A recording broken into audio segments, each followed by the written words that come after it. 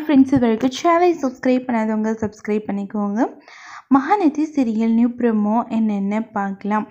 ரொம்பவே அப்செட்டாகவே இருக்காங்க.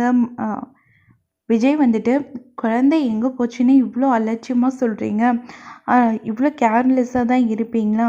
நான் வர வரைக்கும் அவன் இங்கே இருந்திருக்கலாமே அப்படின்னு சொல்கிறாங்க. இல்லை சார், அவங்க வந்து தெரிஞ்சவங்க மாதிரி தான் இருந்தது.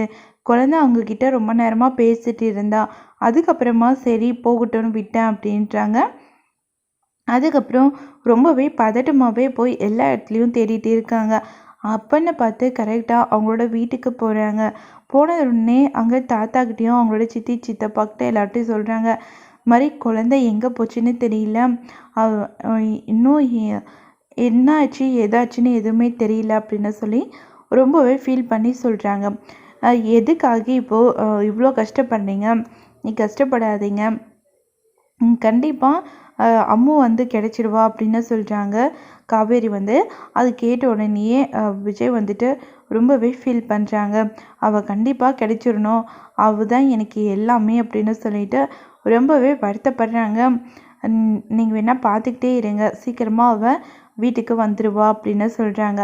அதுக்கப்புறம் என்னோடய அம்மா கால் பண்ணுறாங்க, நான் பேசிட்டு வந்துடுறேன் அப்படின்னு சொல்லிட்டு வெளியே போகிறாங்க. நான் தான் சொன்னேன் இல்லை, இவ இல்லாத போது நம்ம எல்லாரும் எவ்வளோ ஹாப்பியாக இருந்தோம், இவ எப்போ நம்ம லைஃப்குள்ளே வந்தாலோ அப்போவே நம்மளோட கதை முடிஞ்சதுன்னு இப்போவாச்சும் புரிஞ்சுக்கோங்க அப்படின்றாங்க. எதுக்காகப்பா தேவையில்லாமல், எதுக்காக சித்தப்பா தேவையில்லாமல் இப்படிலாம் பேசுகிறீங்க, இப்படிலாம் பேசாதீங்க, அவளுக்கு கேட்டால் எவ்வளோ வருத்தப்படுவா அப்படின்றாங்க. அதுக்கப்புறம் காவேரி வந்துட்டு வராங்க. அவங்க சித்தி வந்து சொல்கிறாங்க, அவர் சொல்கிறதுல என்ன தப்பு இருக்குது, இவ்வளோ நாள் நம்ம நிம்மதியாக தானே இருந்தோம், திடீர்னு இப்போது திரும்பவும் அவள் வந்ததுலேருந்து தானே நம்ம